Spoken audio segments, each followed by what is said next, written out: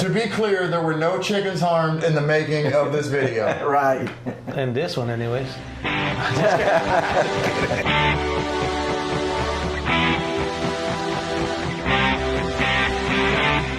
No le des la entrada a estos sentimientos. You saw the teaser. Today we take you behind the scenes. It's not just another music video. This one's got a battle, romance, chickens, and a filmmaker doing it all.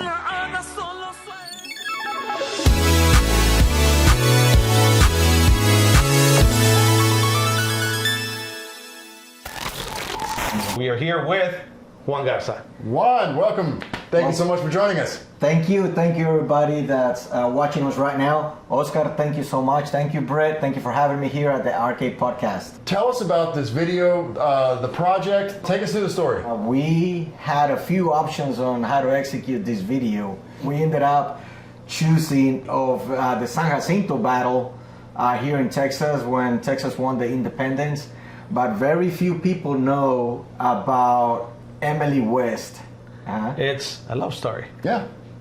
In the 1800s, when the San Jacinto battle happens. Exactly. I said, well, we're going to make this kind of like the Titanic story to where, hey, it was a big event, but also a love story within the big event. You know, whenever there's big stories to tell, there's little stories within, right? Yeah, absolutely. Correct me if I'm wrong. She is the subject of the song The Yellow Rose of Texas. So Right. if you've heard that song, you may know a little bit of her story as well. This music video in particular, right? It has a bit of a story. There's like backstory to it, right? So it's kind of like a short film.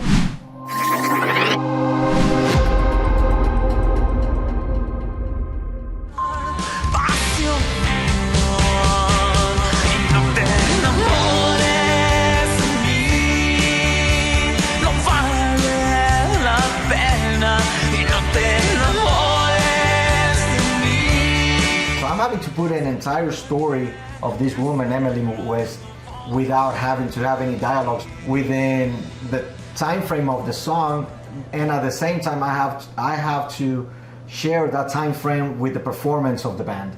And all that at the same time when you have no dialogue to do it. The story stands for itself. The story stands for itself.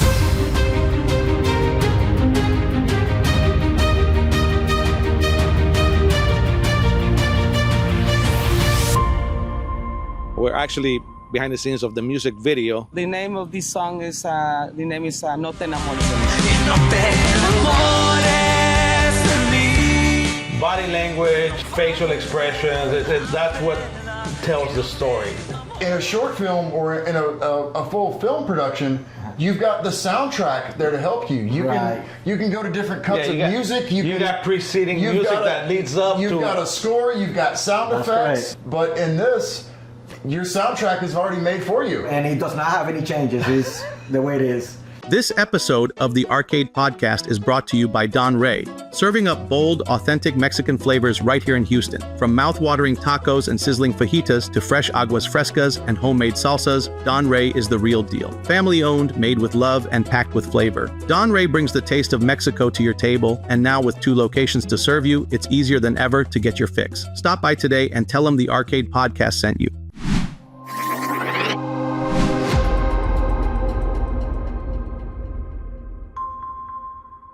We're in a completely wooded area, and you have a sunset that's going to set at certain hours. Then you have rain. Then you have wind. Then you have, we need another shot, but the fires are going out. Sun, wooded area, shadows alone. Yeah. Shadows are shifting. Yeah. Shadows are shifting. You started at 10 a.m. Right. By the time 6 o'clock comes around, you're still shooting. The shadows are not where they were. No, absolutely at 10 not. a.m. And those things become obvious once you put the film together.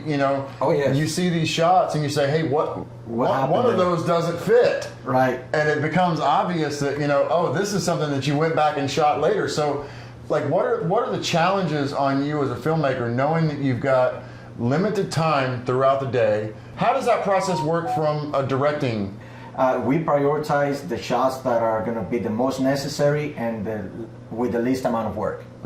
We start shooting those scenes first. There are some shots that require quite a bit of rehearsal. There are some shots that require quite a bit of choreography. We start doing those next. Now, I'm going to stop right here.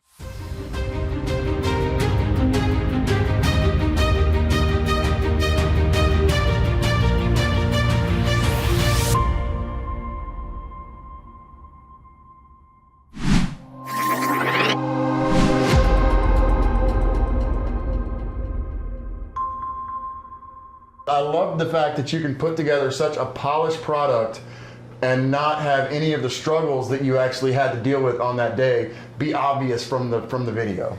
We had problems with the playback device. The Bluetooth were not connecting. Sure. Oh, and we probably lost quite a bit of time. And I was running it from my phone, because the phone that was designated to do the playback for the music video somehow didn't connect with the playback device.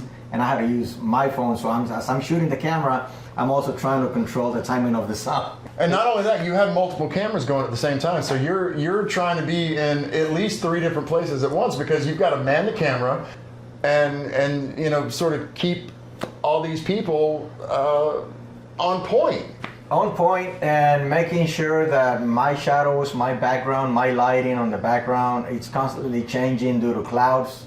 They were able to delay me during the filming of this video. As you can see on the BTS, you have the performance part, right? Which that one, it's kind of self-contained to a certain level. Right.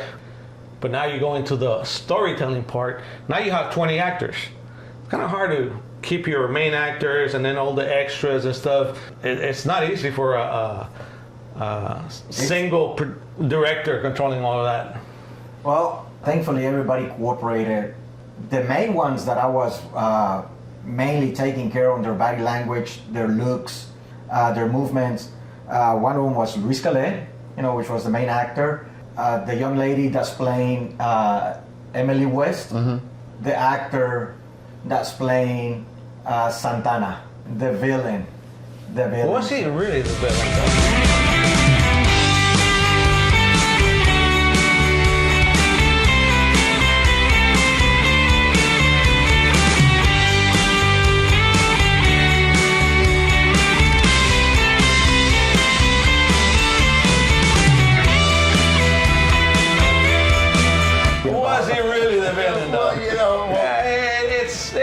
To be, answered. But I mean, we'll debate that on the next episode of the podcast. Tell you what, when you guys see the video, we'll probably leave a link once Juan has it finished and it's out public. But I want to hear the comments. I mean, like, was he really the villain? Yeah, let us know. Is Santana the villain here? I think it's was he justified? You tell us. Yeah. Now, with that said, there was 20 actors, right? Not an easy task to control a crew that big. There were actors within the extras besides the main actors that had experience. I know Luis obviously being in your movie and all that, and I know that he's acted before, so he's got experience, right? I know Javier Lara was in it. I saw a part of him. How many actors were in there that already had experience, so it kind of helped minimize your workload? I want to say most of them have been on at some point in a film set. I know something that did not ease the load is you talk about these experienced actors, right? Yeah. But also, we had chickens. Someone brought their dog. There was a dog chasing the chickens. That dog was extremely interested in those chickens. I mean, talk about some of the things that you can't quite prepare for, and how that sort of adds challenges, right? Because when you've got half a dozen people running around trying to catch a chicken so that the dog doesn't eat it. Well, the dog already had a chicken in his mouth to begin with. We needed the chicken for the shoot. So here we are chasing the dog that had the chicken in his mouth. And at the end, the chicken only kind of came up when one little shot. Yeah. The dog did not made it to the to the video. To be clear, there were no chickens harmed in the making of this video. Right. And this one, anyways. Just kidding. And there were also no chickens harmed in the making of this video. Yes. The Arcade Podcast is 100% chicken friendly. Yes, yeah. We are committed to chicken safety. Yes. Yes.